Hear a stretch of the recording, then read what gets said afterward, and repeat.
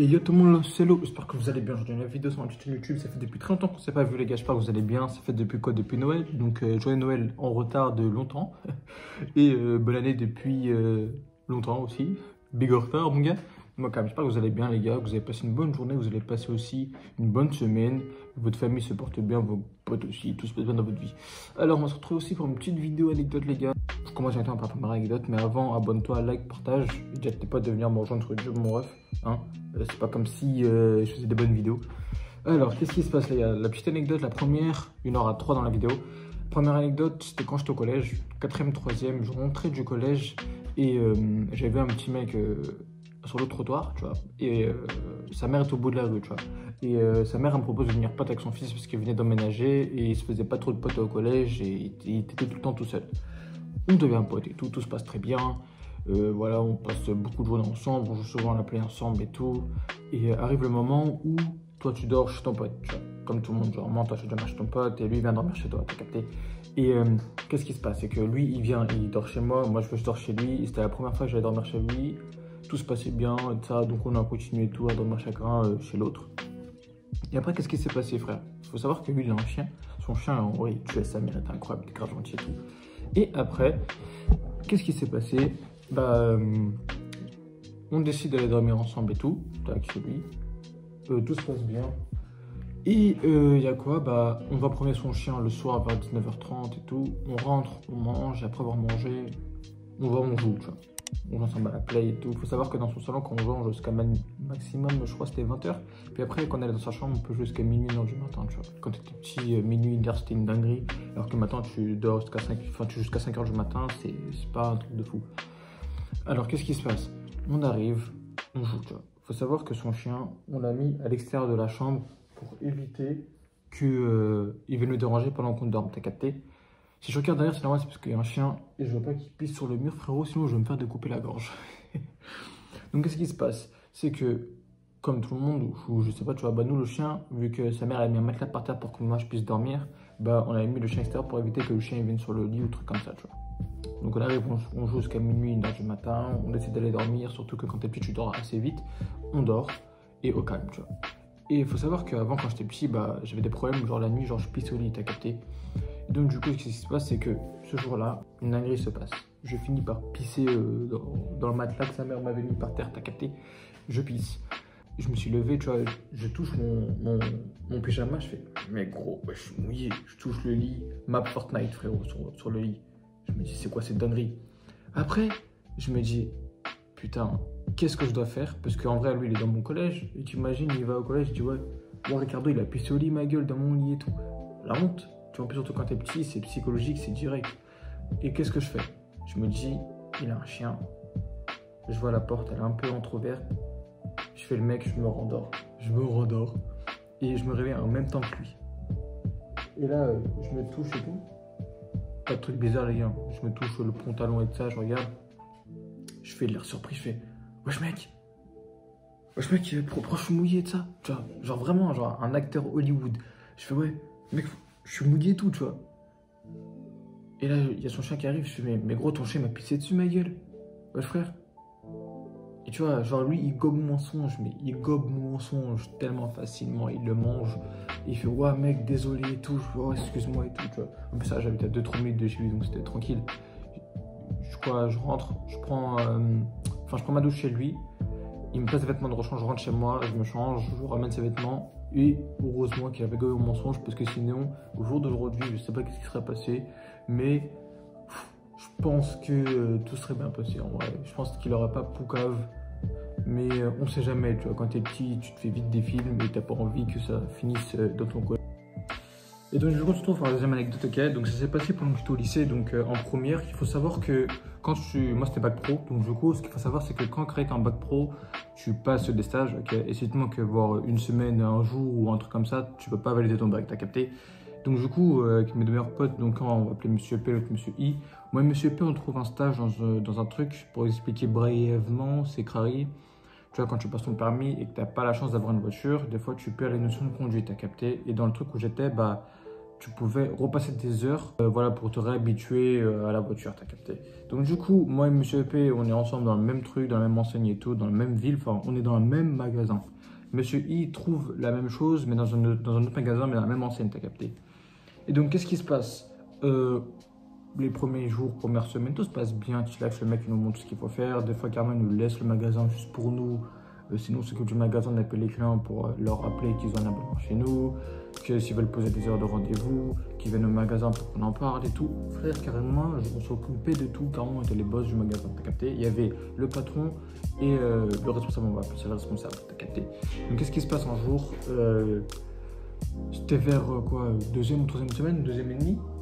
Ce qui se passe, c'est quoi? C'est que moi et Monsieur P et Monsieur I, ils nous rejoignent. Tu vois, Monsieur P, il nous rejoint dans notre magasin et tout. Nous, il nous restait quoi, une heure et demie avant la fin. Lui, il avait déjà terminé, donc il vient nous rejoindre pour qu'on rentre tous ensemble.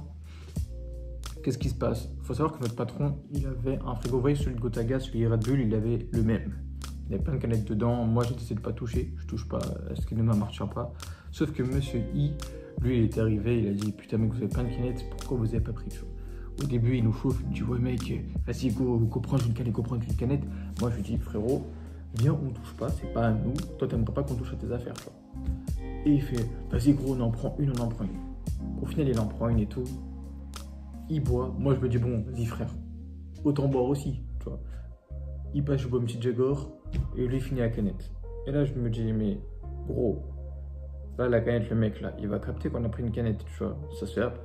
Au lieu d'aller acheter une au magasin d'en face, à l'épicier à côté et tout, ou au Franprix, ou ce que tu veux, ce petit fou, il décide de remplacer le contenu de la canette par de l'eau. Je pense qu'après vous avez capté qu'est-ce qui se passe. Il prend la canette, il la remet dans le frigo, et le lendemain, moi et Monsieur P, on se fait choper par le mec. Il me dit ouais, vous êtes touché au frigo, tout ça, parce que je suis parti prendre la canette, et comme par hasard, la canette que j'ai pris, il y avait de l'eau dedans. De l'eau, comment ça de l'eau? Alors tu vas pas dire ouais mec c'est moi je l'ai fait, puis après le mec il va dire gros en fait je te fous de ma gueule et dehors quoi.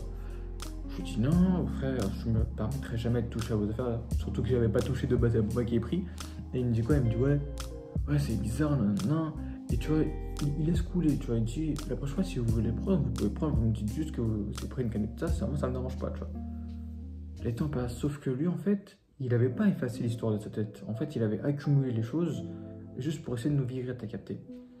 Puis, à un moment, tout se passe bien et tout. Et là, c'est là le truc qui a fait péter et qui a provoqué la fin du stage. Qu'est-ce qui s'est passé, les refs? En fait, ce qui s'est passé, c'est qu'à un moment, il y avait une cliente qui devait rendre les clés de la voiture, t'as capté, et qui était avec un moniteur. Le truc, c'est que moi, je vais finir à 17h30 avec Monsieur P. On fait 17h30. Le mec m'appelle à 17h et me dit il y a un mec qui arrive avec la voiture et tout. Restez au magasin, sauf si le responsable il vient. Vous partez, vous lui dites tac, et après vous partez. On fait ok, pas de problème, tu vois. On attend jusqu'à 17h30. Le responsable qui arrive à 17h30, t'as capté? Il arrive à 17h30, il parle, normal. On l'explique que tac, nous on doit partir, que là on a fait le stage. On l'explique qu'est-ce qu'a dit le patron. Il dit ok, je vais réceptionner les clés. On dit ouais, bénéf. On part, il va prendre les clés et chillax. Du coup, nous on part, on arrive vers le bus et tout. Je reçois un appel du patron. Il me dit vous êtes où? Moi je lui dis bah nous on va prendre notre bus, on va tailler, tu vois, on va partir, c'est fini. 17h30, 17h35. La responsable on doit tout dire. Et bon. Et là, je sais pas, il y a une magouille bizarre. Le responsable, il nous l'a mise dans le fiac. Il dit quoi? Il dit ouais mais vous nous l'avez pas dit. Le patron me dit mais je vous ai dit de rester jusqu'à la fin, jusqu'à vous receviez les clés. Là comment je vais recevoir les clés? Le magasin il est fermé. Je dis au mec mais vous nous avez dit clairement noir sur blanc que Crayon pouvait partir si le responsable était là et qu'on avait tout expliqué. On l'a tout expliqué, il nous a dit ok et le mec il nous a mis dans le cul. Qu'est-ce que tu veux qu'on fasse? Il nous sort un truc. Moi je vous réponds normal, je fais juste monsieur genre c'est pas méchant, je suis pas votre enfant. Moi, vous me parlez avec respect, genre, vous me criez pas dessus. On est au téléphone, on parle calme, on n'est pas des sauvages. Tu vois, je lui dis que genre, on doit pas être normal, on doit pas se crier dessus. On parle chillax comme deux adultes, tu vois, même si t'es plus grand que moi, tu me traites avec respect, je te traite avec respect, c'est simple. Ça va dans les deux sens, tu vois. Et puis après, il commence à hausser le ton et tout, je récapte pas que j'essaie juste de rétablir la connexion, genre en mode de cri, de se parler gentiment. Qu'est-ce qu'il me baragouine? Il me sort. Ouais, demain, elle commence à 10h. Vous allez venir à 8h et finir le plus tard possible, donc 19h30.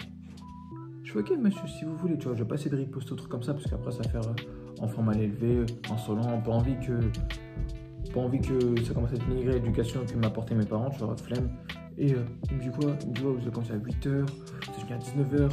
Moi, monsieur P, on se regarde, on fait, mais attends, mais de base, c'est pas notre faute.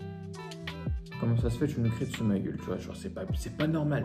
Moi, le lendemain, je me dis, frère, je vais pas venir à 8h, parce que moi, sur mon stage, le mec est responsable de moi de 10h30 à 18h30, le jour-là.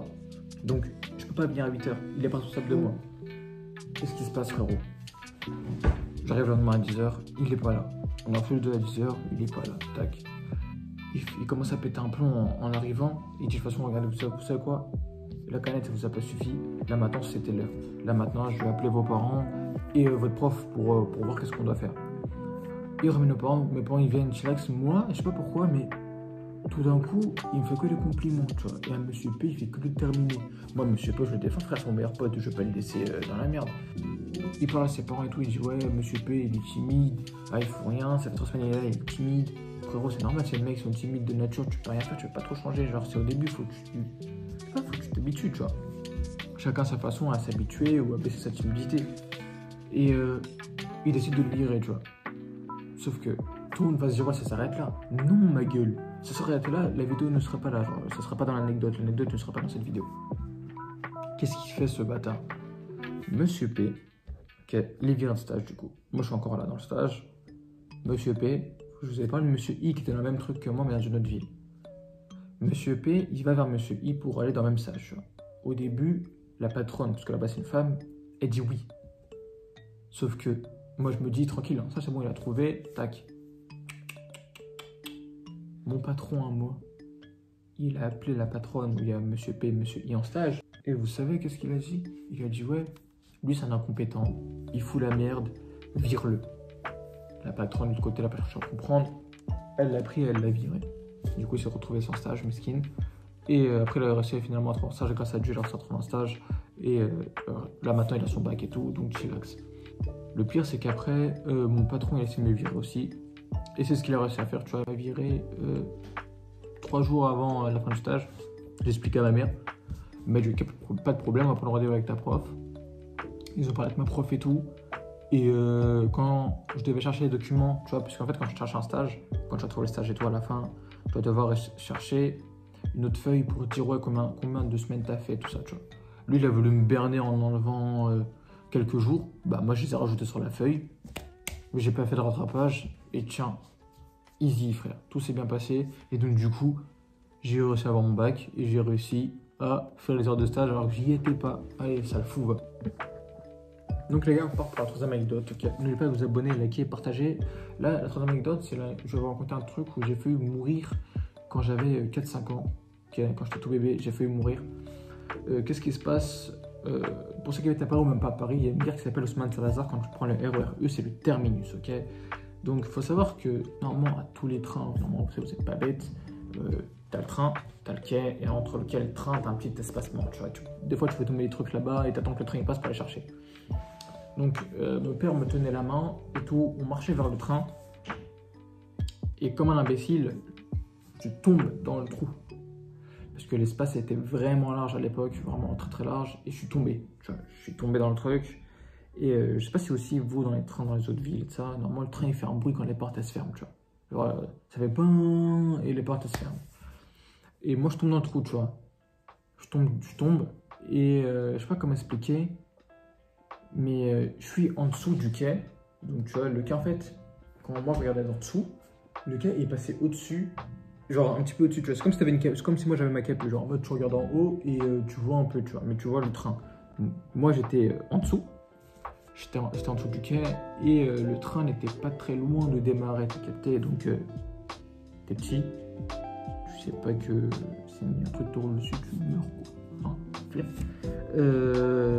Mon père qui va voir le conducteur qui tape et tout, qui tape. Parce que la porte en fait du train s'était fermée, donc du coup le train était prêt à démarrer. Ma mère totalement en panique, qui va vers le fond du quai. De toute façon, sur tous les quais, t'as un truc, genre tu vas au fond et tu peux descendre des marches et tout ça. Là. ma mère qui fonce vers le quai et qui dit, enfin qui s'arrête, tu vois, mais qui se met pas sur la ligne du train pour rester comme ça sert à rien. Et elle essaie de me regarder, de me guetter pour attirer mon attention pour que j'avance, tu vois. Mon père qui tape le conducteur, au début le conducteur l'entend pas et généralement il crie toutes ses forces, le conducteur ouvre sa porte et il dit ouais, n'avancez pas, il y a mon fils en dessous et tout ça, il est en dessous du quai. Tu vois, moi j'allais mourir quoi. Genre vraiment j'étais petit et là grâce à Dieu, grâce à mes parents, le train n'a pas avancé et donc du coup ma mère a attiré mon attention et j'ai pas avancé vers ma daronne quoi. Et ça je l'ai su il y a pas très longtemps les gars. Mais au calme. En vrai je trouve que c'était... Enfin je pense que quand t'es petit, la moindre chose attire ton attention donc c'est tranquille. Mes parents ils ont pu me sauver la vie de cette façon. Donc voilà, j'espère que les gars la vidéo vous a plu. Comme d'hab, le petit partage, le petit like, le petit like et tout. Et on se retrouve mercredi pour la prochaine vidéo qui sera, je sais pas, toujours pas tournée, mais t'inquiète, ça sera à l'heure, ça sera entre 16h et 20h. Les gars, c'était Hello, n'oubliez pas le petit like, le petit partage, le petit commentaire. Comme d'hab, tu me rejoins sur mon Discord, description, TikTok, description, Twitch. Tous les jours maintenant, on fume Apex. Voilà. Que du love les gars, on se retrouve pour la prochaine vidéo mercredi. Sur ce, salut!